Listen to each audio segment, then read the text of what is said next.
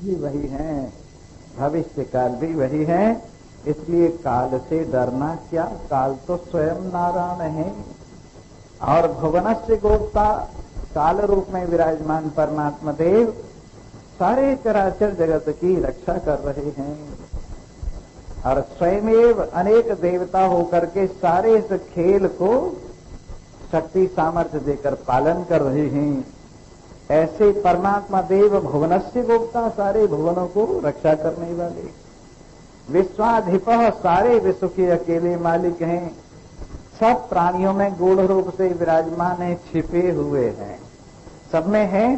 पर देखो हम में विराजमान, हम अपने प्रियतम, अपने आत्मदेव परमात्मा को ही नहीं जानते। सबसे दूर वालों को जानते हैं, लेकिन सबसे नजदीक जो परमात्मा है उससे मुंह फेरे बैठे हैं और लोगों से पूछ रहे हैं परमात्मा कहाँ है। अरे मेरे मित्र, ये जो पूछ रहा है परमात्मा कहाँ है, ये परमात्मा ही तो है। जो ये पूछ रहा है कि परमात्मा कहाँ है, ये परमात्मा ही है। परमात्मा तेरे हृदय में, परमात्मा तेरे भावों में, परमात्मा तेरी दृष्टि में, परमात्मा तेरी सृष्टि में, परमात्मा तेरी मैं में, परमात्मा तेरी मेरी में, और परमात्मा सब में स्वयं विराजमान है। क्या ढूंढ रहा है? जहाँ ढूंढ रहा है वो परमात्मा है, जो ढूंढ रहा है वो परमात्मा है, जिससे ढूंढ रहा है वो परमात्मा है, जो मिल जाता है वो परमात्मा है। परमात्मा के सिवाय कुछ भी नहीं है। सर्वम खल्विदम ब्रह्म, ये चराचर जगत एक ही ब्रह्म है। यस्मिन् युक्ता ब्रह्म ऋषयो देवता, जिसमें जुड़कर, जिसमें मन लगाकर, जिसका ध्यान लगाकर, जिसका श्रवण मनन निधिध्यासन करके देवता भी और ऋषि भी, ब्रह्म ऋषि सब लोग तद्रूप हो गए, उनकी मस्ती में चूर हो गए, सुख दुख से परे हो गए, लाभ हानि से आगे बढ़ गए, जय पराजय से ऊपर उठ गए। आप भी ऐसा हो सकते हैं। आपके लिए कोई दरवाजे बंद थोड़े। जिन भगवान ने सतयुग के प्राणियों का उद्धार किया, जिन भगवान ने त्रेता के प्राणियों का उद्धार किया, जिन भगवान ने द्वापर के प्राणियों का उद्धार किया, वो परमात्मा देव कलयुग में कोई भाग थोड़े ही गए। कलयुग में तो बहुत आसानी से मिल जाते हैं। जब आप सतयुग में भगवान को पाना चाहेंगे तो लाखों वर्ष तपस्या करनी पड़ेगी, तब जाके बात बनेगी। जब त्रेता में आप भगवान को पाना चाहेंगे और मन को भगवान के पाने योग्य बनाना चाहेंगे तो हजारों यज्ञ करनी पड़ेंगी और तब जाकर के आपका हृदय भगवान के पाने योग्य होगा। द्वापर में बहुत दिनों तक पूजा पाठ करना पड़ेगा और तब आपका अंतःकरण भगवान को पाने समझने योग्य होगा। और कलयुग में तो केवल भगवान का उल्टा सुल्टा भी कीर्तन करता है कोई, तो उससे ही अंतःकरण पावन होकर ज्ञान की योग्यता आ जाती। इसलिए कलौ केशव कीर्तनात्, कलयुग में केशव के कीर्तन से ही बात बन जाती है। तो ये हमारा सौभाग्य है, क्योंकि सतयुग में या तो हम प्रकट नहीं हुए और या हम प्रमादी आलसी बने रहे और हमारे लिए सतयुग बेकार चला गया। त्रेता में हम प्रकट हुए होंगे, परंतु फिर भी जो पुरुषार्थ करना चाहिए हमने नहीं किया और हमारे लिए त्रेता बेकार चला गया। द्वापर में भी हम प्रकट हुए होंगे और हमने रामलीला की होगी, लेकिन फिर भी जो करना चाहिए था वो नहीं किया और बिना किसी करने योग्य कर्तव्य को छोड़कर बस यूं ही जीवन बिताते रहे और हमारा समय खराब होता रहा और त्रेता भी बेकार चला। अब कलयुग हमारे लिए काम की चीज आई है। हम तो कलयुग को सबसे बड़ा कहते हैं। कलयुग सम नहीं आन युग, जो नर कर विश्वास। कलयुग के समान कोई भी युग नहीं है। आदमी यहाँ भगवान के नाम से ही, पावन कीर्तन से ही पवित्र होकर ज्ञान का अधिकारी हो जाता है। और यहाँ तक बात कही है, तुलसी अपने राम को रीझ बजो चाहे खीज, खेत परे पैजामे है उल्टो सुल्टो बीज।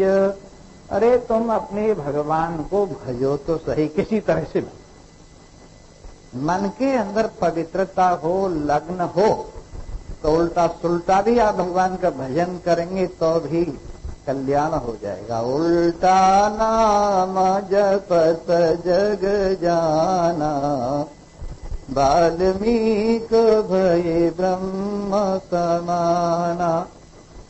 उल्टा नाम लेकर वाल्मीकि जैसे ऋषि भी ब्रह्म के समान हो गए। तो भगवान का नाम लीजिए तो सही श्रद्धा और विश्वास से संयुक्त होकर आपका लिया गया नाम बेकार नहीं जाएगा, ऐसा ही कलयुग। इसलिए आइए हम लोग कलयुग में वो काम कर लें जो सतयुग में लोग नहीं करते। हम कलयुग में भवसागर से अपना बेड़ा पार कर लें। हम कलयुग में आत्मज्ञान प्राप्त करके कृत्य हो जाएं। हम कलयुग में कलिलस्य मध्य परमात्मा देव का दर्शन करते हुए भवसागर से पार हो जाएं। तमेव ज्ञाता मृत्यु पाशाच्य।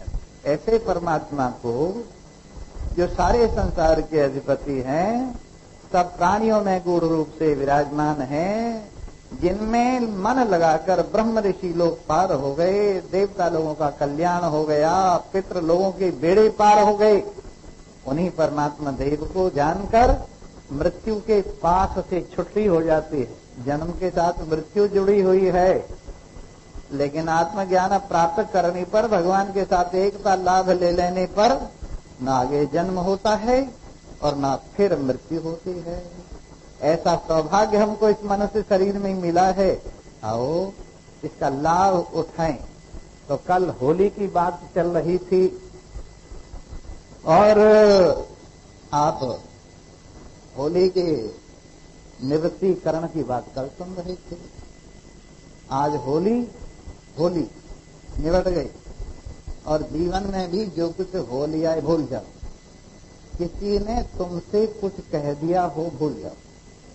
तुमसे गलती से किसी से कुछ कहा गया हो माफी मांगो।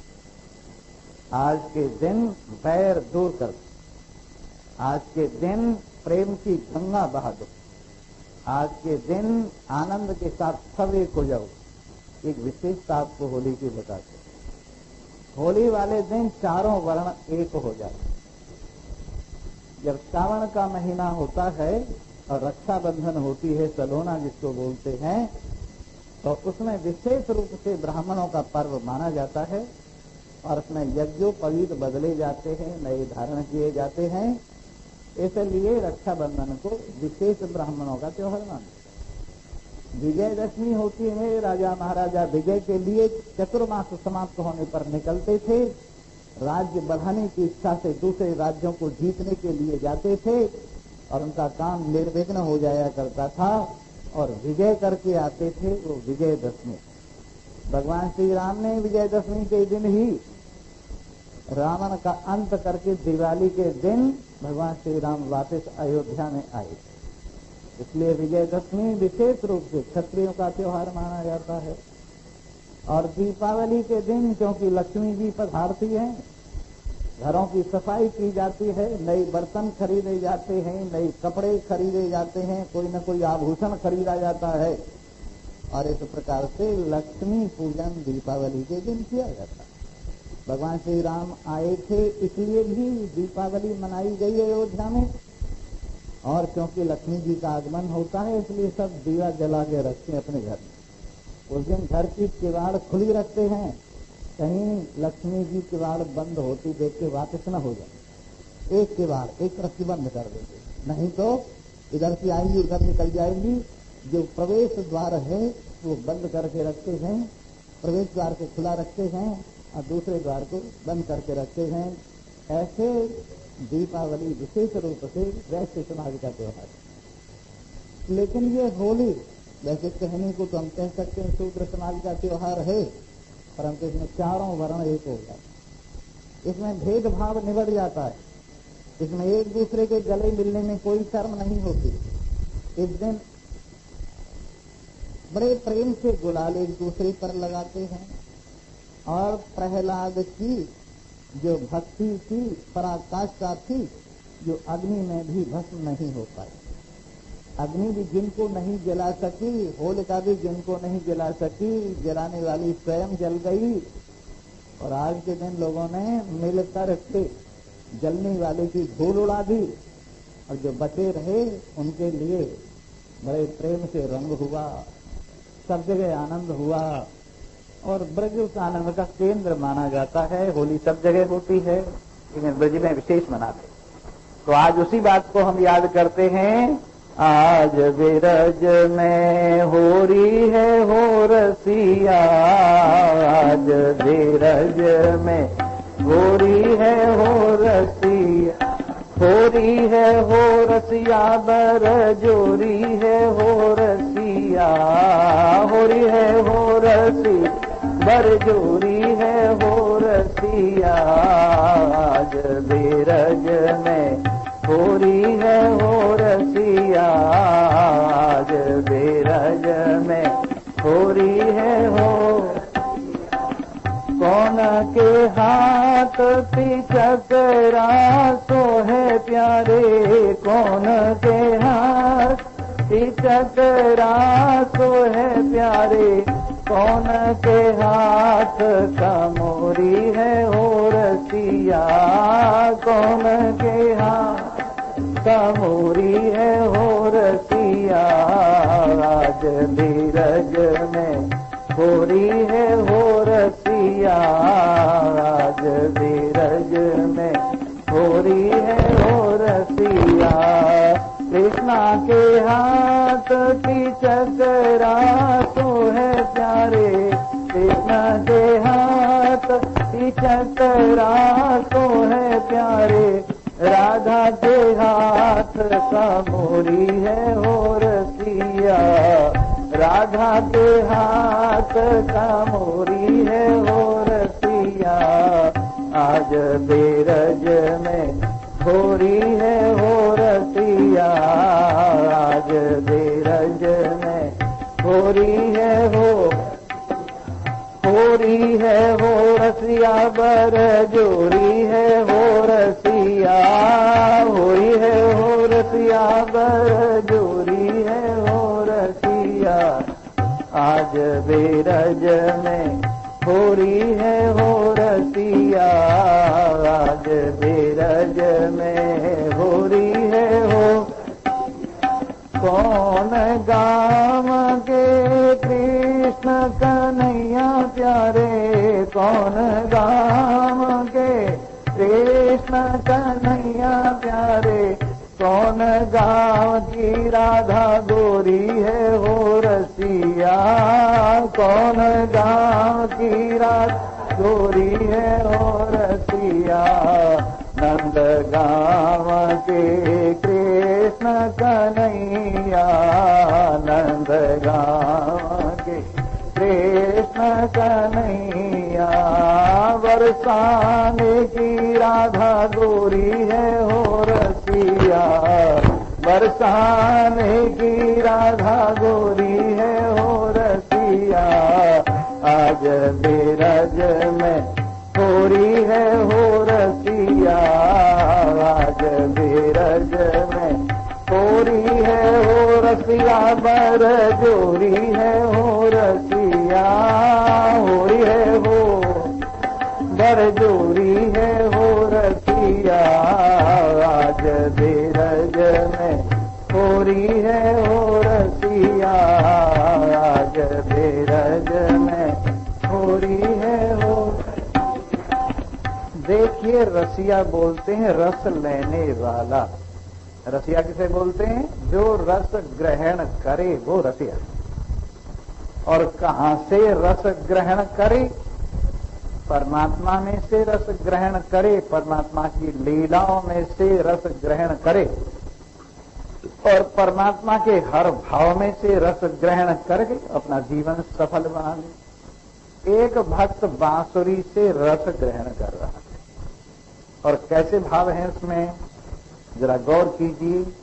नागिनिया बन के डस गई श्यामा तेरी बांसुरिया, नागनिया बन के डस गई श्यामा तेरी बांसुरिया, ओ तेरी बांसुरिया मोहन पे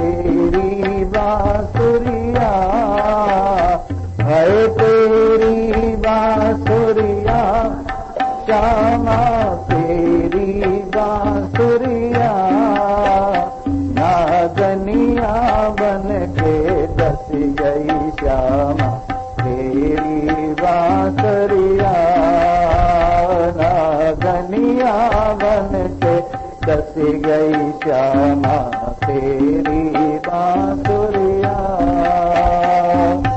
ससुरा जागे नंदुल जागे, जागे सासरिया, ससुरा जागे नंद जी जागे, जागे सासरिया। मैं कैसे आऊं श्यामा मेरी बागे पायलिया, मैं कैसे आऊं श्यामा मेरी बागे पायलिया। नागनिया बन के दस गई श्यामा तेरी बांसुरिया, हो नागनिया बन के दस गई श्यामा तेरी। ओ सावन बरसे भादों गरजे, सावन बरसे भादों गरजे, चलती फोहरिया, चलती फोहरिया। मैं कैसे आऊं श्यामा मेरी भीगे चूदरिया, मैं कैसे आऊं श्यामा मेरी भीगे चूदरिया। नागनिया बन के दस गई श्यामा तेरी बांसुरिया, हो नागनिया बन के दस गई श्यामा तेरी बांसुरिया। मथुरा ढूंढा गोकुल ढूंढा,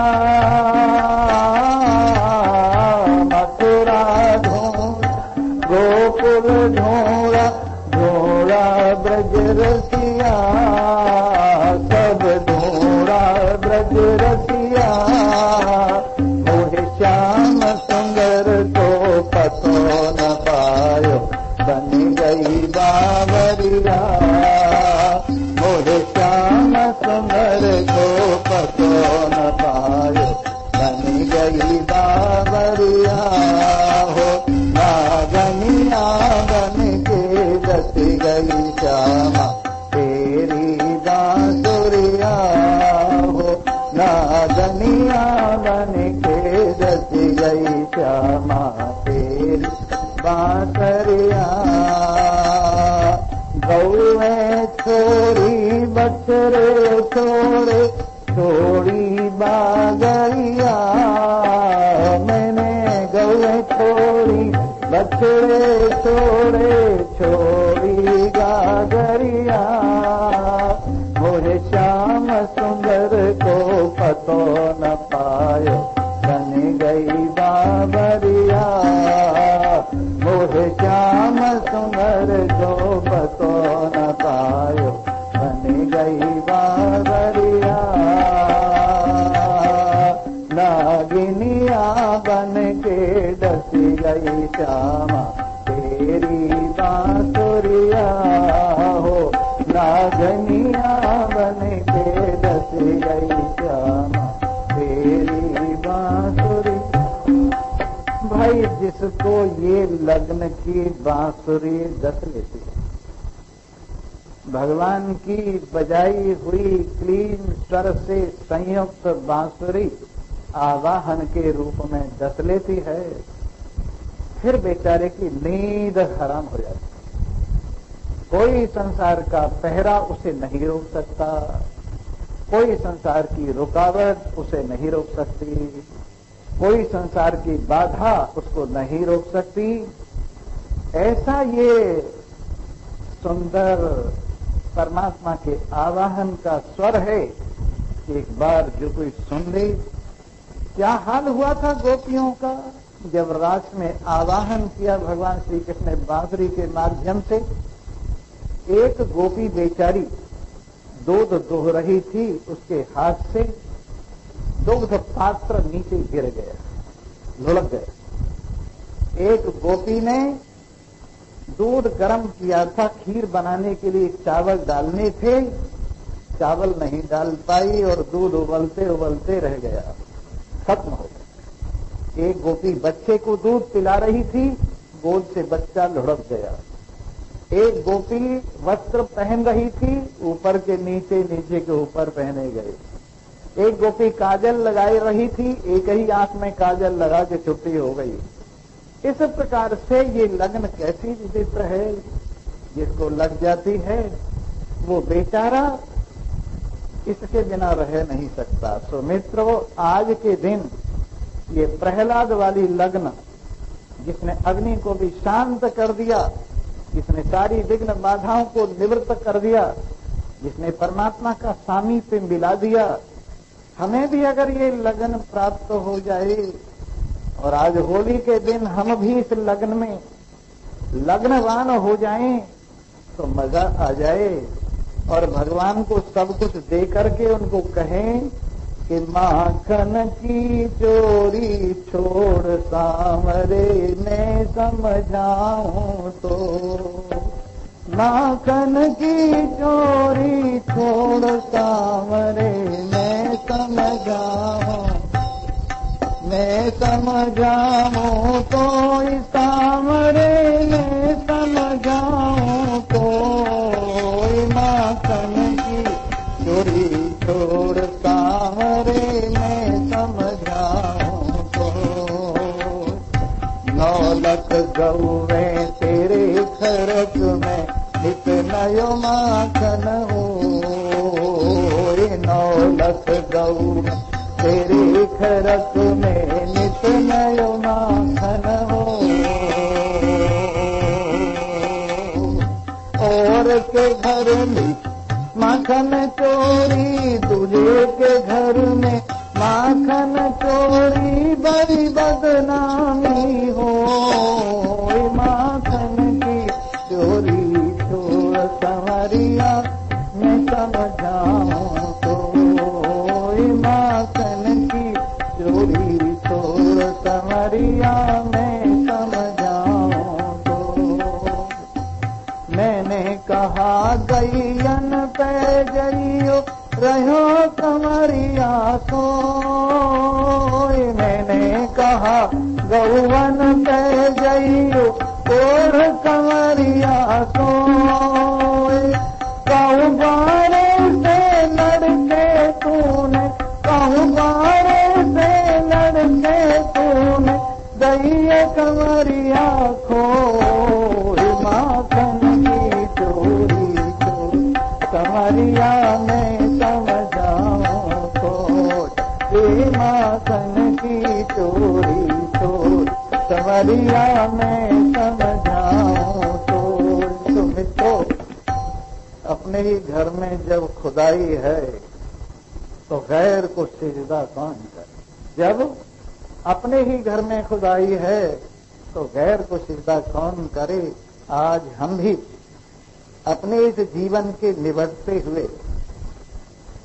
काल के चक्र को जरा याद करें और याद करें कि हमें भी अपने जीवन में एक होली ऐसी खेलनी है जिससे हमारा कल्याण हो जाए, और मन को समझाओ और कहो कि है मनसाराम, थोड़े दिन का खेल है, जो करना है कर लो, जो करना है कर लो, बहुत दिन कौन जाने उसकी बूंद कब कांटे से नीचे गिर जाए, इसलिए होशियार हो जाओ और इस होली में अपना ध्यान लगा करके अपने जीवन सुधारने की कोशिश करो, और कोशिश करो, कुल 4 दिन तो हैं। होरी खेल मना रे फागुन के दिन 4, हे होरी खेल मना रे फागुन के दिन 4, हे होरी खेल मना रे फागुन के दिन 4, होरी खेल मना रे फागुन के दिन चार, हे होरी खेल मना रे फागुन के दिन चार, हे होरी खेल मना रे फागुन के दिन चार। बिन स्वर काल पखावज बाजे अनहद की झनकार रे, बिन स्वर राग छती सो गावे, बिन स्वर राग छती सो गावे अनहद की झनकार, हे होरी खेल मना रे फागुन के दिन चार, हे होरी खेल मना रे फागुन के दिन चार। प्रेम पीत को केसर घोली पीत लई पिचकार रे, प्रेम पीत को केसर घोलो लगन लई पिचकार रे, उड़त गुलाल लाल भयो अंबर, उड़त गुलाल लाल भयो अंबर, बरसत रंग अपार, हे होरी खेल मना रे फागुन के दिन चार, हे होरी खेल मना रे फागुन के दिन चार। ये होरी तो है फेरी न आवे बरस बिना का त्योहार रे, मीरा के प्रभु गिरधर नागर, मीरा के प्रभु गिरधर नागर, चरण कमल बलिहार, हेरे होरी खेल मना रे फागुन के दिन चार, हेरे होरी खेल मना रे फागुन के दिन चार। ये फागुन जिंदगी का फागुन है, इसके अंदर लगन लगा ले और सारे पापों की होली जला दे, सब शुभाशुभ कर्मों को स्वाहा कर दे।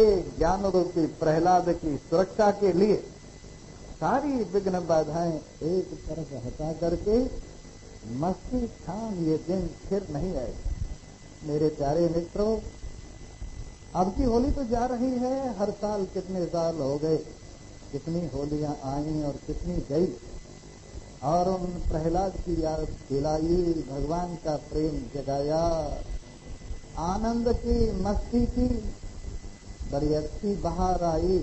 लेकिन हमें चाहिए कि हम भी, बसंत का मौसम है, नए नए पत्ते निकल रहे हैं, नए नए फूल निकल रहे हैं, नया नया प्रकृति में जीवन आ रहा है। हम लोग भी अपने इस जीवन को नवीन नवीन प्रेम भावों से भर, नवीन नवीन शुभ भावों की किसले अपने मन के सरोवर पर जगा लें। परमात्मा प्रेम की कोयल हमारे इस मन के बगीचे में कुहू कुहू करके बोले, और जीवन हमारा जीवित होकर के आगे के लिए नवीनता, नवीन ज्ञान, नवीन आनंद, नवीन निश्चिंतता और नवीन समस्त भावों का भाव अपने आप में विराजमान होवे। और आइए, भगवान को हम निमंत्रण दे रहे यमुना के किनारे खेलने के लिए, और कह रहे हैं और खेल रहे हैं भगवान। होली के दिनों में क्या सब दिन खेलते हैं, और आज हम विशेष देख रहे हैं और देख रहे हैं किस प्रकार खेल रहे हैं और किस तरह से खेल रहे हैं। हाँ, जमुना किनारे खेलन आय मेरे वीरे, अरे वहाँ को सो नैया जमुना तट पे खेलन आय मेरे वीर, सो नैया जमुना तट से झीलन आए मेरे वीर बारों से कन्हैया, बारों सौ कन्हैया मेरो बारों सौ कन्हैया, यमुना तट से झीलन आए मेरे वीर बारों सौ कन्हैया, सारे जीवन गेंद बनाई, सारे जीवन गेंद बना राधे को दैया लाए मेरे वीर बारों सौ कन्हैया का, जय को जीवन आए मेरे वीर बारों सौ कन्हैया, काली जय को जीवन आए मेरे वीर बारों सौ कन्हैया, रेशम की रंग गेंद बनाई, रेशम की रंग गेंद बनाई, चंदन को दैया लाए मेरे वीर बारों सौ कन्हैया, काली जय को जीवन आए मेरे वीर बारों सौ कन्हैया, मारे कोल गेंद गई गई, मारे कोल गेंद गई गई, गेंद के समझी भाई मेरे वीर बारों सौ कन्हैया, काली जय को जीवन आए मेरे वीर बारों सौ कन्हैया, कदम सिवान छलांग लगाई, कदम सिवान छलांग लगाई, नागनाथ के लायो मेरो वीर बारों सौ कन्हैया, काली जय पे झीलन आयो मेरो वीर बारों सौ कन्हैया, काली जय पे झीलन आयो मेरो वीर बारों सौ कन्हैया, मेरो बारों सौ कन्हैया, मेरो सौ कन्हैया, काली जय पे झीलन आयो मेरो वीर बारों सौ। चलते चलते वृंदावन की भी तारीफ आपको सुना देता हूँ। वृंदावन रजो मुरारी रे, वृंदावन रजो मुरारी रे, वृंदावन रजो मुरारी रे, वृंदावन रजो मुरारी रे, वृंदावन में मंदिर बहुत, वृंदावन में मंदिर बहुत, हम की धनवारी रे,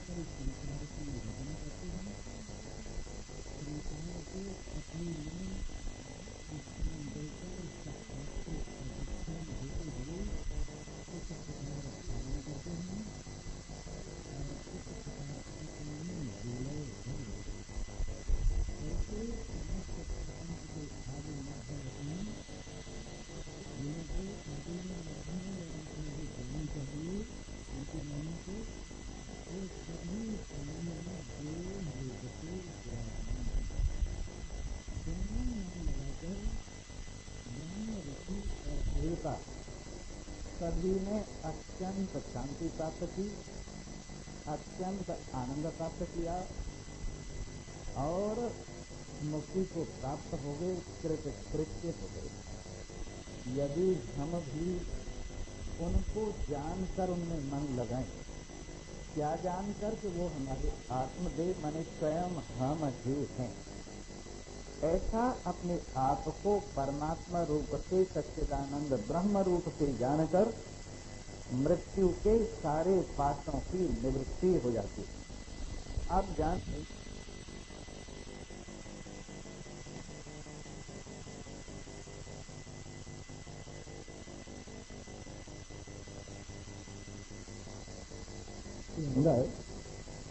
कि अविद्या से अस्मिता का जन्म होता है।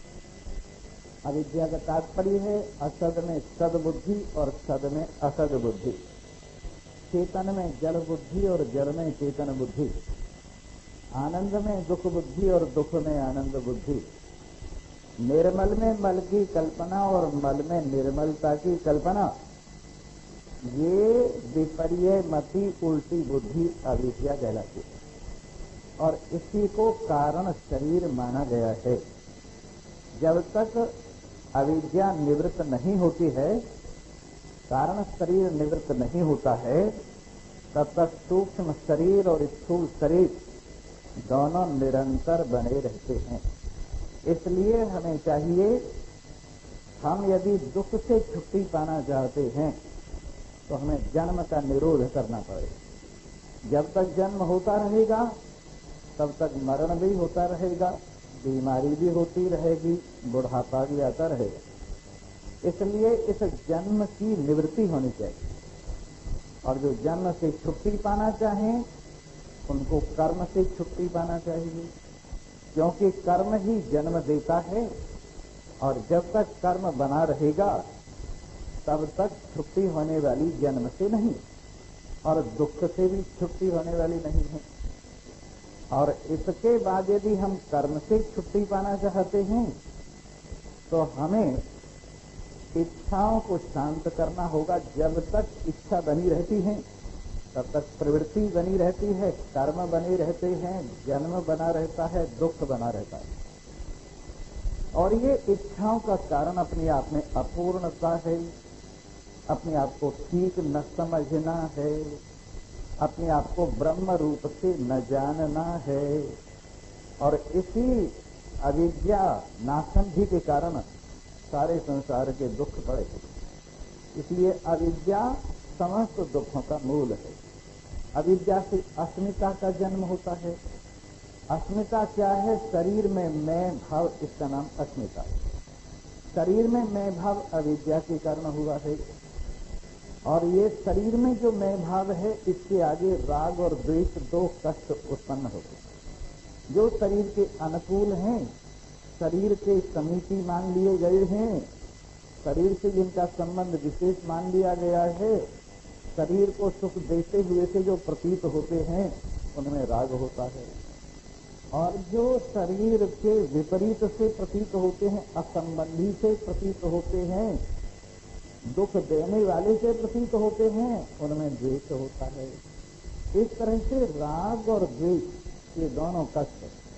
द्वेष को तो हर आदमी समझता है कि कष्ट देने वाला है, पर राग भी कष्ट देने वाला है। एक शत्रु मिलकर कष्ट देता है और मित्र बिछुड़कर कष्ट देता है। जिसमें द्वेष है उसके मिलने पर कष्ट होता है, और जिसमें राग है उसके बिछुड़ने पर कष्ट होता है। इसलिए दोनों ही कष्टप्रद हैं, पर राग ठंडी आग है और द्वेष गर्म आग है। ये दोनों आग जलाती रहती हैं और इनका जन्म अस्मिता से हुआ। फिर क्लेशों की अंतिम सीमा, जिसको हम अभिनिवेश क्लेश कहते हैं, जो मरने का डर है, ये मरने का डर अनादिकाल से व्यक्ति अपने साथ लेता चला आया है। मैं शरीर हूं, ये दुर्भावना अनादिकाल से इसके पीछे पड़ी हुई है। और इस शरीर की निवृत्ति का जो एक समय है, उसको व्यक्ति मरण मान करके ये मेरा ही मरण है, शरीर का मरण, हर वक्त मौत से डरता रहता है।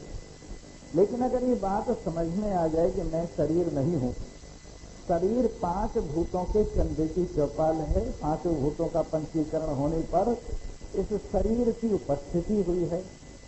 ये शरीर भोगायतन है, लेकिन मुझसे बिल्कुल अलग है। मैं शरीर नहीं, मैं सत हूं, शरीर असत है। मैं चेतन हूं, शरीर जड़ है। मैं आनंद स्वरूप हूं, शरीर दुख रूप है। और मैं अत्यंत पावन हूं, शरीर अत्यंत अपावन है। इसलिए दोनों के धर्म बिल्कुल अलग हैं। और जब ये समझ लिया जाए मैं शरीर नहीं हूं, फिर मौत किसकी? मैं शरीर हूं, यही भावना मौत को बिना बात हमारे सिर पे बिछाए हुए है। और ये मालूम हो जाए कि मैं शरीर नहीं, शरीर तो कपड़ों की तरह से है, कई बार पहने कई बार उतार दिए। शरीर तो आवास की तरह से है, कई बार छोड़ दिया, कई बार स्वीकार कर लिया। इसलिए इस शरीर का अलगाव, मैं शरीर नहीं हूं, ये ज्ञान आपको मृत्यु के डर से छुड़ा देता है। और ये बात हो जाती है, न मे मृत्यु शंका न मे जाति भेदा, पिता नैव मे नैव माता न जन्म, न बंधुर न मित्रम गुरुर्नैव शिष्य, चिदानंद रूपः शिवोहम शिवोहम। क्योंकि मैं शरीर नहीं हूं। शरीर जन्मता है और मरता है। शरीर का जन्म भी दृश्य है और मरण भी दृश्य है। शरीर के बालकपन, जवानी, बुढ़ापे भी दृश्य है। मैं इनका दृष्टा इनसे बिल्कुल अलग हूं। जब मैं शरीर नहीं हूं तो मृत्यु का डर कहां मुझे, किस लिए मुझे? न मे मृत्यु शंका न मे जाति भेदा। और जाति के वर्ण आश्रम के भेद भी शरीर को लेकर हैं। और शरीर की अला बला दिमाग में से निकली तो जाति और वर्ण, आश्रम, संप्रदाय, धर्म इत्यादि के भेद भी अपने आप शांत हो गए। तो न मे मृत्यु शंका न मे जाति भेदा, पिता नैव मे नैव माता न जन्म। मुझ आत्मा को किसी ने जन्म नहीं दिया। शरीर की दृष्टि से माता पिता को चलो मान भी लिया जाए, लेकिन क्योंकि मैं शरीर नहीं हूं इसलिए माता पिता भी केवल खेल के लिए हैं, शरीर के साथ संबंधित हैं।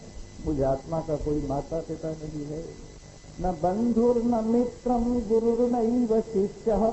और तो और शरीर के संबंध से जो नाते हैं, बंधु का नाता है, मित्र का नाता है, गुरु शिष्य के नाते हैं, ये सब भी कल्पित हैं, शरीर को लेकर ही हैं। इन सबको एक तरफ बाध करके शेष रह जाता है चिदानंद रूप शिवोहम शिवोहम। मैं चेतन हूँ, आनंद स्वरूप हूँ, सजातीय विजातीय स्वगत भेद रहित केवल हूँ, देश काल वस्तु से अपरिचिन्न असीमनादि अनंत हूँ। इसलिए मुझ में मृत्यु का कोई बंधन नहीं। तो ज्ञानवान मृत्यु के पात को छिन्न भिन्न कर देता है। एक ऋग्वेद में बहुत सुंदर मंत्र आता है। एक वृषभ मैंने देखा, वृषभ माने बैल सांड, उसको मैंने 3 जगह से बंधा हुआ देखा। एक तो गले से बंधा हुआ है, एक कमर से बंधा हुआ है, एक पैरों से बंधा हुआ है। उस वृषभ को अपनी महिमा का पता नहीं। वो वृषभ अपनी महिमा को बिना जाने बंधा हुआ है। अगर उस वृषभ को अपनी शक्ति सामर्थ्य का पता लग जाए, अगर वो वृषभ अपने आप को ठीक ठीक समझ लेगे, तो उसके गले का बंधन छिन्न भिन्न हो जाए, कमर का बंधन टूट जाए, पैरों का बंधन निवृत्त हो जाए। तो वो वृषभ कौन सा है? ये जीव रूपी वृषभ माने आप ही वृषभ हैं। और 3 लोकैष्णा वित्तैष्णा पुत्रैष्णा, इन तीनों बंधनों से बंधे हुए। ये जो पुत्रैष्णा है ना, ये पैरों का बंधन है, हर जगह रोकता है जाने से। कथा सुनने के लिए बीच में ये आ अड़ता है, बच्चों को स्कूल भेजना है, बच्चों को तैयार करना है, बच्चों को यूं करना है, यूं करना है। ये चाहे कहीं जाने में अच्छी जगह बंधन होने के कारण पुत्रैष्णा पैरों का बंधन, और पेट का बंधन ये वित्तैष्णा है, बढ़ता ही जाता है, बढ़ता ही जाता है, तृप्त होके नहीं देता। ये बंधन जो वित्तैष्णा है, पेट का बंधन, कमर का बंधन है, और लोकैष्णा गले का बंधन, ये बहुत बड़ा बंधन। सबसे बड़ा बंधन लोकैष्णा है, माने मान बढ़ाई की इच्छा। और एक कहावत है, सहज लोभ को छोड़नो, सहज क्रिया को नेह, मान बढ़ाई ईर्षा दुर्लभ तजने। ये भाई आदमी लोभ का परित्याग भी कर देता है, और तो और काम का भी परित्याग, स्त्री का भी परित्याग कर देता है, लेकिन ये जो मान बढ़ाई की इच्छा है ये बहुत आगे तक पीछा करती है, और ये मुश्किल से छोड़ी जाती है। इसलिए इसको गले का बंधन कहा है। अगर ये वृषभ अपने आप को समझ ले कि मैं चिदानंद रूप शिवो हम हूँ, तो फिर किसके बाल बच्चे? ब्रह्म का तात्पर्य है जो किसी से पैदा नहीं होता, और जिससे कोई पैदा नहीं होता वो ब्रह्म कहलाता है। जिससे कोई पैदा हो वो भी विकारी है, जो किसी और से पैदा हो वो भी विकारी है, लेकिन ये तो निर्विकार है। ये जगतली से पैदा नहीं हुआ, स्वप्न की तरह से पैदा हुआ प्रतीत होता है। इसलिए ब्रह्म को जगत का विवर्त कारण माना है, जिसमें कार्य मिथ्या भास रहा है, वास्तव में है नहीं। जैसे रस्सी में सर्प मिथ्या भास रहा है, जैसे मृग कृष्णा का नीर मिथ्या भास रहा है, उसी प्रकार से ये संसार परमात्मा में मिथ्या भास रहा है। संसार का जन्म, संसार की स्थिति और संसार का लय, ये तीनों ही मिथ्या भास रहे हैं।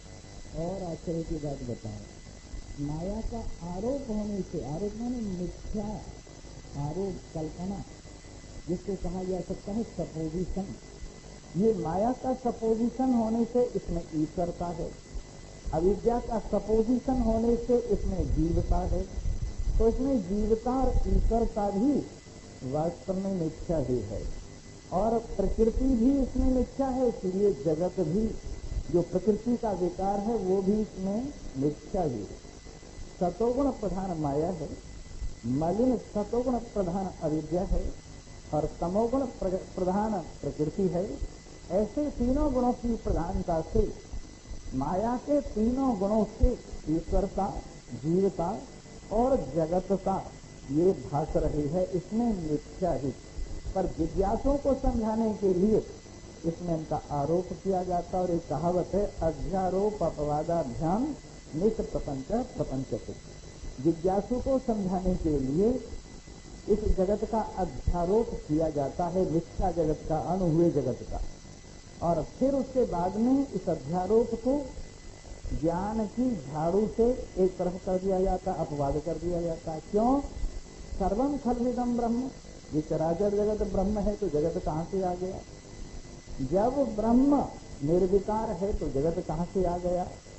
जब ब्रह्म में कोई चीज न बनती है न बिगड़ती है तो जगत कहाँ से आ गया? ऐसे समझकर इसका अपवाद कर दिया जाता है। जब अपवाद कर दिया जाता है आरोप करके, आरोप सृष्टि को कैसे बनाया गया है, सृष्टि कैसे प्रकट हुई है, सब आरोप ही तो है। ब्रह्म में माया का आरोप, उसमें फिर आकाश का आरोप, आकाश में वायु का आरोप, वायु में अग्नि का आरोप, अग्नि में जल का आरोप, जल में पृथ्वी का आरोप, पृथ्वी पर दुनिया का आरोप, ये सब कल्पित है। परमात्मा देव इसके अधिष्ठान है, उन्हीं में ये सारा माया से आरोपित जगत भास रहा है। और जब ज्ञान होता है इस जगत का मिथ्यात्व, स्वप्न की तरह से इसको हम अनुभव करते हैं, तो इसका अपवाद हो जाता है। इस प्रकार ये सब जितनी कल्पना है, शरीर इत्यादि का गणन झगड़ा, ये सब अपने में कल्पित है। और इस बात को समझ लेने पर फिर किसकी मृत्यु होगी? मृत्यु भी कल्पित है, जन्म भी कल्पित है, ब्रह्म का इससे कोई संबंध नहीं है। इसलिए ज्ञाता तमेवम, इस तत्व को इस प्रकार जानकर मृत्यु के पास से छुट्टी मिल जाती है। आज का मंत्र बहुत बढ़िया है, पर वो है धृता परम नंदनिवात समम। घी आपने देखा कभी? नहीं देखा? घी होता है मक्खन को गरम करके, जब उसमें से मक्खन बाहर निकाल दी जाती है, शुद्ध कर दिया जाता है, तो घी होता है। इस गरम गरम घी को, शुद्ध घी को बर्तन में रख दो, इसके ऊपर एक छोटी सी झिल्ली आ जाएगी। बोलो सच्चिदानंद। जी हाँ, घी के ऊपर क्या आ जाएगी? छोटी सी झिल्ली आ जाएगी। पर वो झिल्ली भी क्या है? घी है।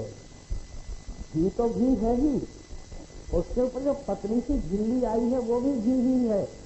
उसको यूं हाथ लगा के देखो तो घी से अलग उसका अस्तित्व कहीं भी नहीं है। वैसे जैसे घी के ऊपर मंड माने माड़, वो छोटी सी झिल्ली होती है और वो अत्यंत सूक्ष्म होती है, पकड़ में नहीं आती। पकड़ो तो घी पकड़ा जाता है। अगर घी के उस मंड को पकड़ो, मलाई को, मलाई नहीं कहेंगे, झिल्ली कहेंगे, उसको पकड़ो तो आपके हाथ में घी आएगा। वैसे ही परमात्मा देव अत्यंत सूक्ष्म, और जगत के घी को ठंडा होने दो, इस पर वो ऊपर ऐसे आ जाते हैं जैसे झिल्ली ऊपर आ जाते हैं। आप शांत होकर बैठिए, कुछ मत सोचिए, आप में प्रसन्नता ऊपर झलकने लगेगी। आप संकल्प विकल्प से विरहित होकर, निर्विकल्प होकर विराजमान होइए, आप में शांति ऊपर दिखने लगेगी।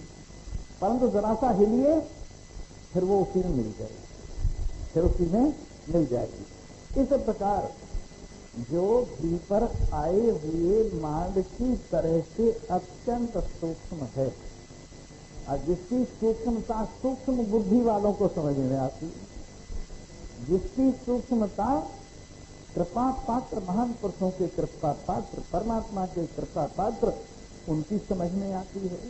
ज्ञाता शिवम सर्वभूतेषु गूढ़म जैसे घी के कितने ही पात्र हों, उन घी के समस्त पात्रों पर वो घी मंद रूप से सबके ऊपर दिखाई देता है, अत्यंत सूक्ष्म रूप से।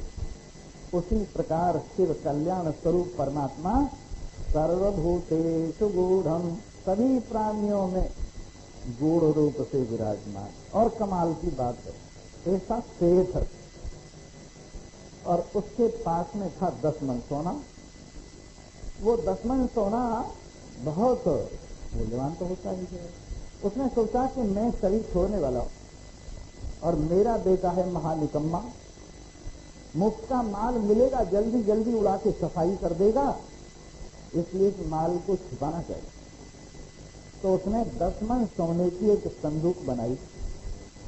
नीचे वाला हिस्सा भी संदूक का सोने का, ऊपर वाला हिस्सा भी, ढक्कन वो भी सोने का, उसमें कुंडा भी सोने का, उसमें संकल भी सोने की, उसमें ताला भी सोने का, उसमें चाबी भी सोने की, और सब रख के एक घर के कोने में उसको दबा दिया, गाड़ दिया, और बही खाते के एक पन्ने पे लिख दिया, मकान के फला कोने में संदूक में 10 मन सोना पड़ा।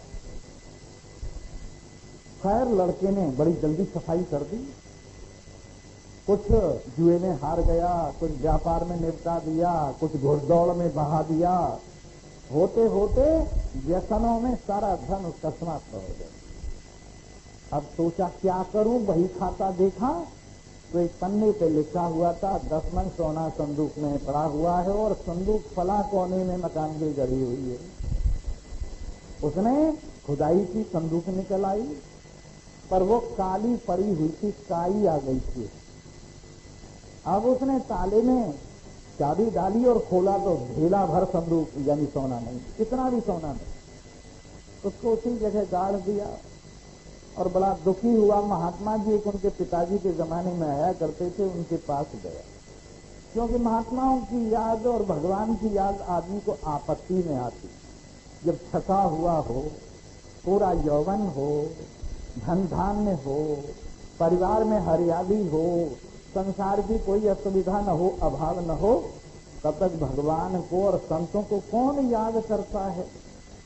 लेकिन जब आपत्ति आती है तो दुख में सुमिरन सब करे, सुख में करे न कोई, जो सुख में सुमिरन करे तो दुख काहे को होई। संत जी के, स्वामी जी के पास गए और बड़ी लंबी दंडवत लगाई, जितना दुखी उतनी लंबी दंडवत, और दंडवत लगा के कहा, गुरु जी आप मुझे पहचान रहे हैं? बोले हम तो पहचान रहे हैं, तू ही हमें नहीं पहचान रहा। दीन तो सबको लखत है, दीन ही लखे न कोई, जो कोई दीन ही लखे, दीन बंध सम हो। अरे हम तो देख रहे हैं तुझे, पर दीन नहीं है महात्मा जी, ऐसा नहीं। यहाँ को हरि तो सबको लखत है, हरि को लखे न कोई, जो कोई हरि को लखे वो हरि जैसा हो। ये दोहा यहाँ पर। तो जनाब उन्होंने पूछा, हाँ जानते फला सेठ के लड़के? हाँ जी प्रभु जी। क्यों, क्या हाल चाल है? बोले बड़े दुखी, रोटी के भी लाले पड़ गए। कहने लगे वो सेठ जी माया छोड़ गए थे, धन दौलत छोड़ गए थे, तो वो तो मैंने सब निपटा में बतू। कहने लगे अरे बड़े बर्तन की खुरचन भी कहीं ना कहीं मिल जाए तो बड़ी होती है, खुरचन भी देख ली। वहां एक गड्ढे में गढ़ा हुआ है संदूक, उसके बारे में लिखा हुआ था कि 10 मन सोना पड़ा है वही खाते में। मैंने खोद के देखा तो एक रत्ती भी सोना नहीं, बाकी की बातें ले गया होगा कोई। महात्मा जी ने कहा अच्छा वो संदूक हमें दिखाओ। ले गए और ले जाके खोद के संदूक सामने रख दिया कि देखो ये है। उन्होंने भी देखा, खोल के भी देखा, सोचा ओहो ये बात है। उन्होंने कहा एक तराजू लाओ बड़ी सी, इसमें तोल के देखेंगे। एक बड़ी तराजू मंगाई गई और संदूक को तोला गया, 10 मन निकली। महात्मा जी प्रसन्नता से कहने लगे अरे 10 मन सोना संदूक में है।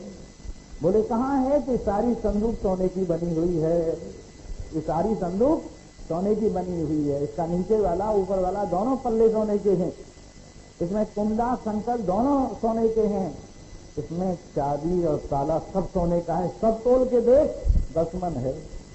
तो जिस तरह से वो संदूक में सोना समझदार ही देख सकता है, नहीं तो संदूक संदूक देखते ही रहेंगे। उसी तरह से ये संसार ऐसा संदूक है कि इसमें परमात्मा के सिवा और कुछ है ही नहीं। आकाश भी वही है, वायु भी वही है, अग्नि भी वही है, जल भी वही है, पृथ्वी भी वही है, और पंचीकृत भूत भी वही है, अपंचीकृत भूत भी वही है। अपंचीकृत भूतों से बना हुआ प्रकट हुआ सूक्ष्म शरीर भी वही है, पंचीकृत भूतों से प्रकट हुआ स्थूल शरीर भी वही है, स्त्री भी वही है, पुरुष भी वही है, साड़ी भी उसकी वही है, पैंट भी उसकी वही है, सारे का सारा ये क्या है, सर्वम खलिदम ब्रह्म, ये सब कुछ ब्रह्म है। पर आदमी इससे अलग ढूंढ रहा है क्योंकि एक्स्ट्रा ऑर्डिनरी परमात्मा चाहिए। एक्स्ट्रा ऑर्डिनरी परमात्मा कौन सा होता है भाई? परमात्मा से अलग कोई एक्स्ट्रा ऑर्डिनरी परमात्मा है क्या? जब ये सब कुछ ब्रह्म ही है, कहने वाला ब्रह्म, सुनने वाला ब्रह्म, वाणी ब्रह्म, कान ब्रह्म, सब कुछ ब्रह्म है, तो एक्स्ट्रा ऑर्डिनरी कौन सा होता है?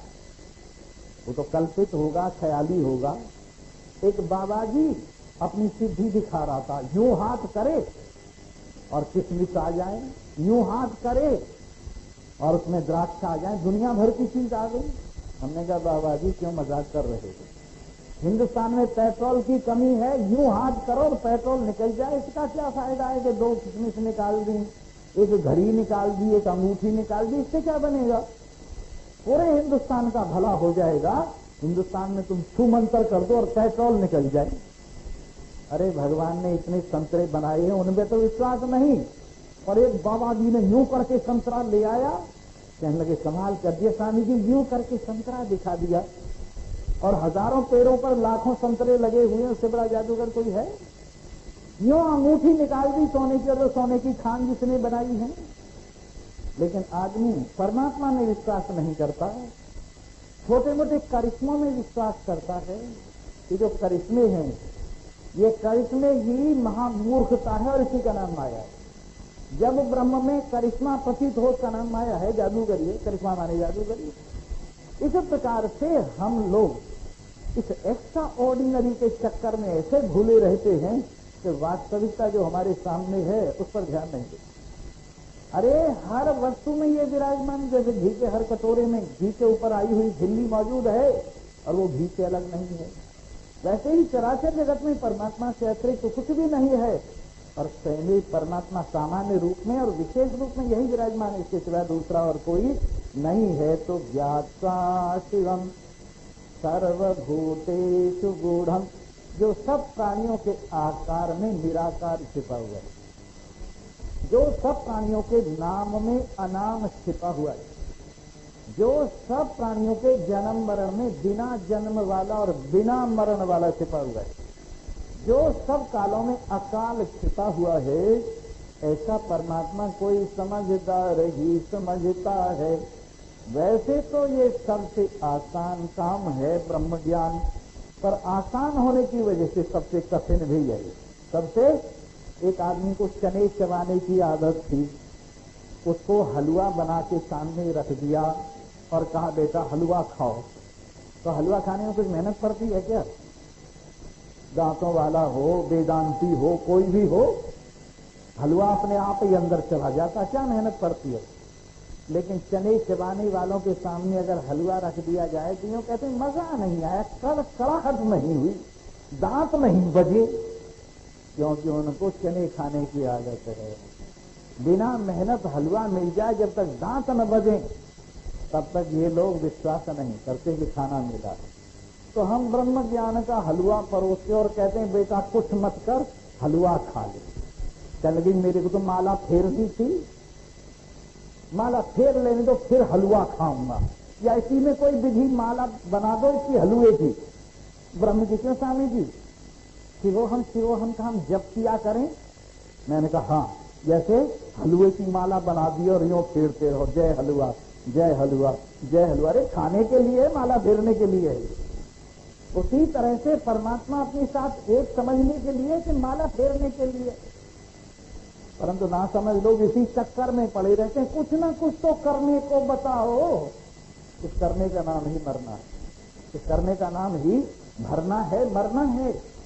ये नए कर्म जिसमें कुछ भी करना नहीं है, क्योंकि कर्म का फल जो होता है ना, वो सब अनित्य होता है। कर्म जो होता है उसका 4 प्रकार का फल होता है। कैसे 4 प्रकार का फल होता है? जैसे हम बीज बोते हैं और उसमें अंकुर निकलता है। उसमें क्या निकलता है? अंकुर निकलता है। पहले अंकुर नहीं होता, बाद में अंकुर होता है। तो ये अंकुर हुआ उत्पाद्य। उत्पाद्य माने जिसको उत्पन्न किया गया, ये कर्म का फल है। जो कार्य पहले न हो और बाद में प्रकट हो, वो कर्म का फल है। इसका नाम है उत्पाद्य। दूसरा कर्म का फल है गम्य या प्राप्ति हम कह सकते हैं। जैसे हमें यहां से सूरत जाना है तो अब चलकर पहुंचेंगे और वहां पहुंचना कर्म का फल है, क्योंकि वो वस्तु हमसे दूर है, चलकर पहुंचा जाएगा, गम्य है। और तीसरी बात होती है किसी वस्तु को शुद्ध करना, अशुद्धि उसमें हो और उसको हम शुद्ध करते हैं, ये भी कर्म का फल है। इसका नाम है संस्कार्य। और चौथा फल है किसी वस्तु को दूसरा रूप देना। जिस तरह से दही को हम जमा देते हैं और दूध को दही बन जाती है, यह है विकार्य। कितने फल हुए कर्म के? 4 हुए। उत्पाद्य हो गया, गम्य हो गया, संस्कार्य हो गया और विकार्य हो गया। ये चारों चीज ब्रह्म ज्ञान में इनका कोई संबंध नहीं है, क्योंकि ब्रह्म उत्पाद्य नहीं है, सदा है। जो वस्तु पहले न हो उसका, जो जिस वस्तु का प्राग भाव हो उसी का जन्म होता है। लेकिन जिस वस्तु का प्राग भाव पहले अभाव है ही नहीं, सदा भाव रूप है, इसलिए ब्रह्म को हम उत्पाद्य नहीं कह सकते। इसलिए ब्रह्म की प्राप्ति किसी कर्म का फल नहीं है, उत्पाद्य नहीं है ब्रह्म। दूसरे अपने से अलग नहीं है। अपने से अलग होता तो हम चल कर के पहुंचते, लेकिन क्योंकि अपना स्वरूप है, अपना आत्मा है, नासंधि से दूसरा भागता है, इसलिए ये गम्य भी नहीं है कि हम चल करके पहुंचे। ये मैला भी नहीं है इसकी हम धुलाई करें। अगर मैला होता तो इसकी धुलाई करते, मैल निकालते, मैला तो है नहीं। लेकिन ये तो निर्मल है, इसलिए ये संस्कार्य भी नहीं है और इसमें दूसरी चीज का प्रवेश भी नहीं हो सकता। जैसे कपड़ा धोया, रंग लगा दिया, वो बात भी इसमें संभव नहीं है। और चौथी बात, इसका दूसरा रूप परिणति इसकी हो ही नहीं सकती, इसलिए इसको हम विकार्य भी नहीं कह सकते। जब उत्पाद्य नहीं, गम्य नहीं, संस्कार्य नहीं, विकार्य नहीं, तो फिर आप इसे कर्म से कैसे पाना चाहते? और कहते हैं कि कुछ करने को बताओ। कुछ करने को बता दूं? सुनो, एक आदमी था, उसके दूसरे आदमी पे 100 रुपए थे। कहने लगे यार तू 100 रुपए वापस कर दे। थे उससे, देता नहीं था, महालोभी था। कहने लगे यार इन 100 रुपयों के देने से पिंड छूट सकता है क्या? किसी तरह से बोले हाँ छूट सकता है। एक काम कर, ये जो प्याज है ना, गंठे, इसको तू 100 खा ले और छुट्टी हो जाएगी। कांदा, जिसको कांदा बोलते हैं आपके यहाँ, 100 कांदे खा ले, छुट्टी हो जाएगी। वो खाने लगा बेचारा, 10-5 में ही नानी याद आ गई। कहने लगे कोई और काम बताइए, तो मेरे बस का है नहीं। कहने लगे अच्छा 100 मिर्ची खा ले। बड़ी तेज मिर्चियां थी, उन्हें खाने लगा, आंखों में आंसू 10-5 में आने लगे, ये भी मेरे बस का नहीं है। और कोई काम बता, चले 100 मुक्के खा ले। जब जोर जोर से मुक्के निकलने लगने लगे, पैसे निकाल के ले अपने 100 रुपए पहले ही दे देता। प्याज भी खाई, मिर्ची भी खाई और मुक्के भी खाए और 100 रुपए देने पड़े। वैसे ही स्वामी जी, ब्रह्म ज्ञान तो बड़ा कठोर काम है, कोई और बताओ। मैंने कहा अच्छा एक काम कर, तू जो है ना जितने शास्त्र में यज्ञ लिखे हैं वो सारे यज्ञ कर ले, तेरा कल्याण हो जाएगा। अब तो उसमें तो बड़े वेद में बहुत यज्ञ हैं, अश्वमेध यज्ञ है, राजसूय यज्ञ है, कादीर यज्ञ, बहुत यज्ञ हैं। थोड़े से में कहने लगा जी ये मेरे बस का काम नहीं, कोई और काम बताओ। अच्छा यहाँ बैठ के 3 घंटे 12 मिनट तक अपने मन को स्थिर करके इष्टदेव का ध्यान कर, दूसरी बात मन में मत लाना। अब बैठ गया, उसमें भी काम नहीं बना, कहने लगे जी ये भी मेरा रास्ता नहीं है। तो फिर बैठ, ब्रह्म ज्ञान सुन, इसी से कल्याण हो। तो मेरे मित्रों, ऋते ज्ञानम न मुक्ति, बिना ज्ञान के मुक्ति होने वाली नहीं है। लेकिन फिर भी हम लोग भागते फिरते हैं इधर उधर, धक्के खाते फिरते हैं अपने घर को छोड़ के, पता नहीं इधर उधर क्यों फिर रहे हैं। क्यों फिरती है बगड़ बगड़, अपना ही पिछले रगड़ रगड़। तू क्यों दूसरों के पास जाके दूसरों की चक्की का पिसा खाना चाहती है? अपनी ही चक्की, अपनी मैं की चक्की को रगड़, इसी में से ब्रह्म का आटा निकल पड़ेगा। इस प्रकार से जब ये बात समझ में आ जाती है कि सभी प्राणियों में प्राणी रूप में यही विद्यमान है, स्थूल शरीर भी यही है, सूक्ष्म शरीर भी यही है, और जनाब कारण शरीर भी यही है, और ब्रह्म भी यही, माया भी यही है, अविद्या भी यही है, ब्रह्म भी यही है। ये तो हम समझाने के लिए कल्पना करते हैं, आरोप करते हैं। जैसे आप देखिए, हमने ईंट बनाई, ईंट जानते हो ना, मकान बनता है जैसे ब्रिक, ईंट मिट्टी है, फिर उसके ऊपर उनको जोड़ने के लिए मसाला लगाया, वो क्या है? मिट्टी है। फिर उन पर प्लास्टर लगाया, वो क्या है? मिट्टी है। फिर उन पर रंग रोगन लगाया, वो क्या है? मिट्टी है। पर आप अलग अलग देख रहे हैं। ईंट भी वही है, प्लास्टर भी वही है, और जोड़ने वाला सीमेंट भी वही है, और ऊपर रंग रोगन भी सब मिट्टी है, पर उसके रूप अलग अलग हैं, बस ये।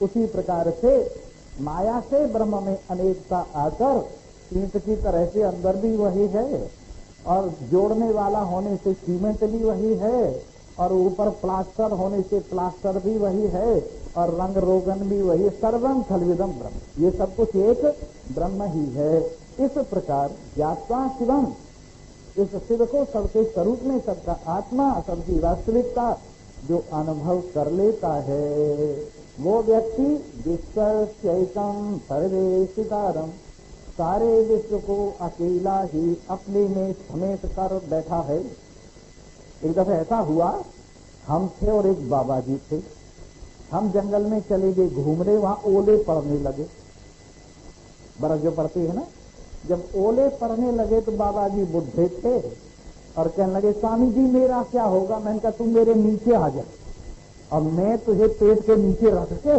और दबा लेता हूं।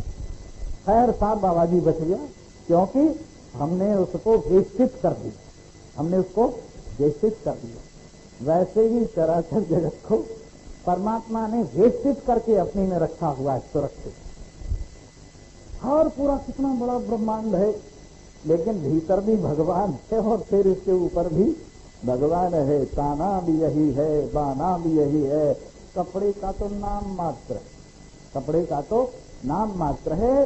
इस प्रकार जो इस समस्त जगत के एक परवेशता को समझता है, ज्ञाता देवम मुच्यते मृत्यु पाशयी सर्व पाशयी, जो इस देव को जानता है सारे बंधनों से छुट्टी पा जाता है, पूरी आजादी, कुछ न करने की चादर तान के सो, निश्चिंतता बेघर की कृत्य हो गई, अब कुछ करना बाकी नहीं है। तुम्हें लगता है ऐसा कि मुझे कुछ नहीं करना?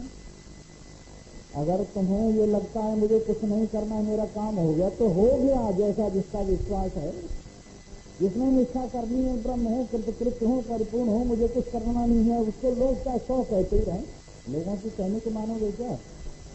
एक आदमी दौड़ा दौड़ा दूसरे आदमी के पास आया, कहने लगा भाई तेरी घरवाली विधवा हो गई। उसने रोना शुरू कर दिया, लोग इकट्ठे हो गए, क्या बात है मेरी घरवाली विधवा हो गई? कि तू तो जिंदा है, तेरे जिंदा रहते रहते तेरी घरवाली कैसे विधवा हो गई? तो ऐसे लोग अगर कहेंगे, उनकी बात मानोगे तो नीचे को सिर और ऊपर को पैर हो जाएगा। इसलिए लोगों की क्या मानते, जब अंदर वाले ने तुम्हें सर्टिफाइड कर दिया कि तू ब्रह्म है, तो फिर बाहर पूछने की क्या जरूरत? क्यों स्वामी जी मेरा कल्याण हो जाएगा? मैंने कहा बिल्कुल नहीं होगा। आप तो नाराज हो गए। नाराज नहीं होगा, कल्याण स्वरूप है। मूर्खानंद कल्याण कहीं से आसमान से गिरेगा? तू कल्याण स्वरूप है, कल्याण हो क्या जाएगा? जो चीज आज नहीं कल को कहां से आ जाएगी? तो तू कल्याण स्वरूप है। इस बात को समझते हुए मृत्यु का पास कहीं भी नहीं है। इस प्रकार एक देवो विश्वकर्मा महात्मा। अरे उपनिषदों में जैसा सुंदर वर्णन किया है, प्रत्यक्ष एक देव, एक देव, यही देव जो कह रहा है और सुन रहा है। अभी अभी एक प्रोग्राम चलते रहते, यहाँ तो प्रोग्रामों का घर है। एक दादा भगवान का प्रोग्राम यहाँ शुरू होने वाला है। दादा भगवान तो मर गया बेचारा, अब उसके चेले चाहते।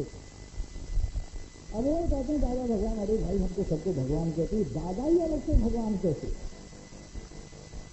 जब चराचर जगत, भगवान शंकराचार्य जी ने कहा सर्वम फल विदम ब्रह्म, मेरे सहित चराचर जगत ब्रह्म है। वेद शास्त्र ये कहते अलग से दादा भगवान कहाँ से आ गया। कहने लगे जिस तरह से राम भगवान हुए, मैंने कहा उनका वो शास्त्र में वर्णन है, तुम्हारे कौन से शास्त्र में वर्णन है।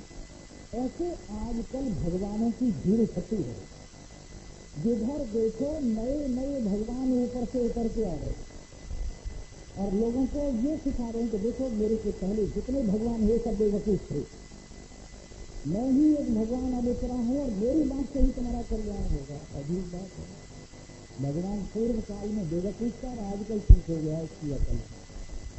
पहले भगवान की अकल ठीक नहीं थी, अकल था, आजकल ठीक हो गया नई भगवानों के रूप में आकर। तो इसी प्रकार से लोग पता नहीं क्या क्या पंथ क्या क्या संप्रदाय चला रहे हैं। अरे सीधी बात, ये वेद की बात है, संस्कृत की बात है, सीधा क्यों नहीं रखते इसको। अपना गुरुदम, अपना गुरु कना अलग से या तो कोई नई बात बताते हैं, नई बात तो हम कुछ बता नहीं रहे हैं, लेकिन अलग से कहाँ से विशेष पैदा हो गए। लेकिन लोग हैं तो पीछे लग रहे हैं।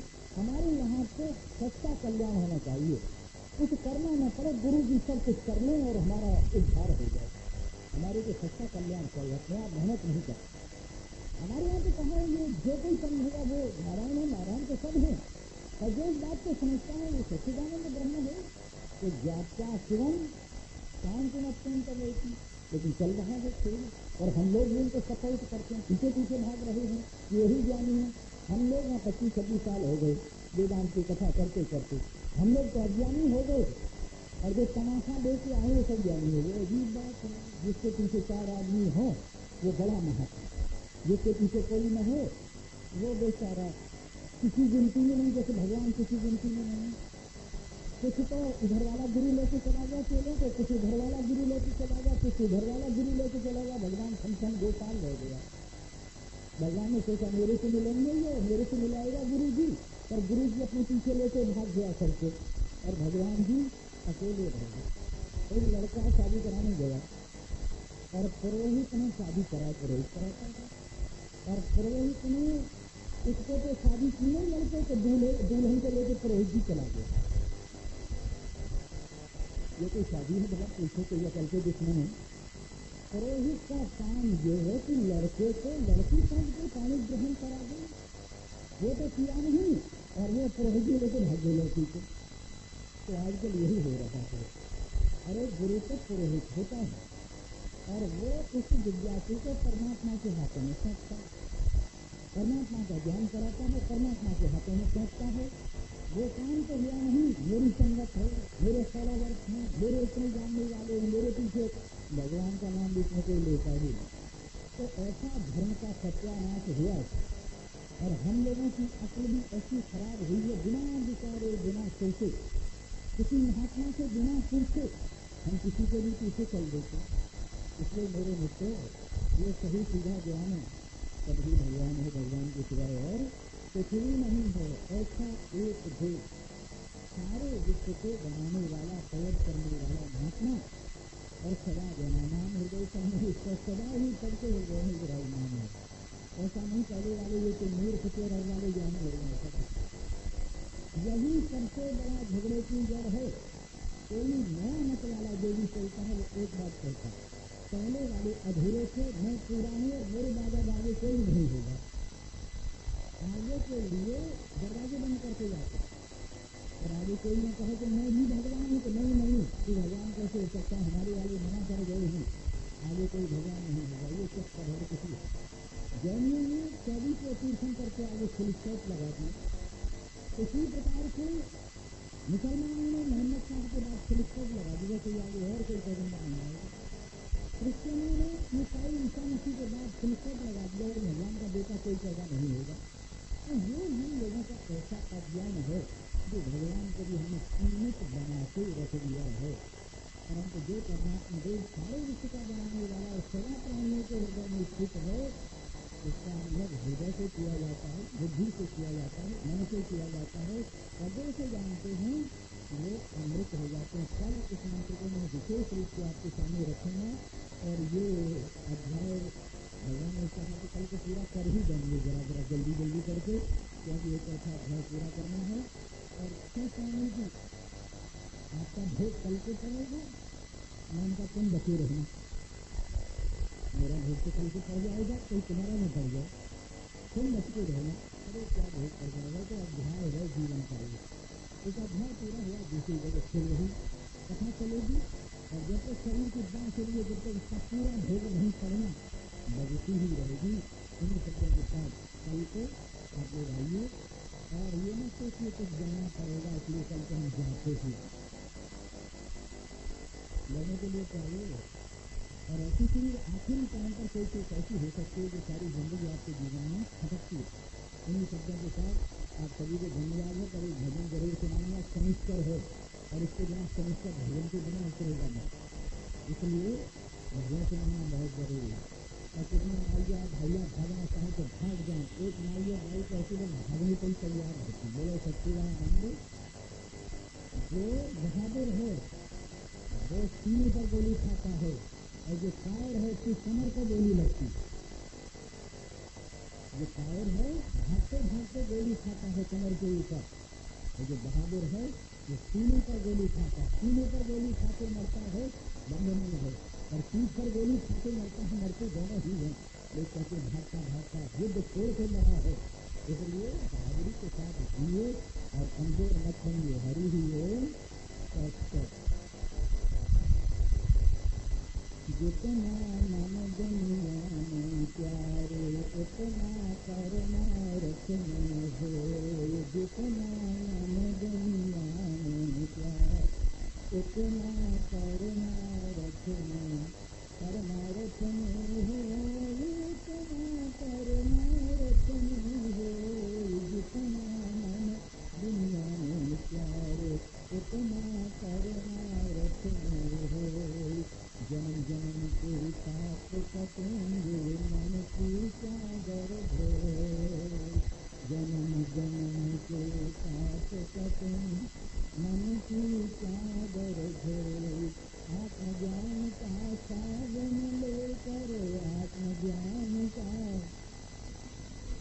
सभी मेल दे धोए, जितना मन दुनिया में प्यारे उतना करना रखने हो, जितना मन दुनिया में प्यारे उतना करना रखो। जग की हानि थोड़ी सी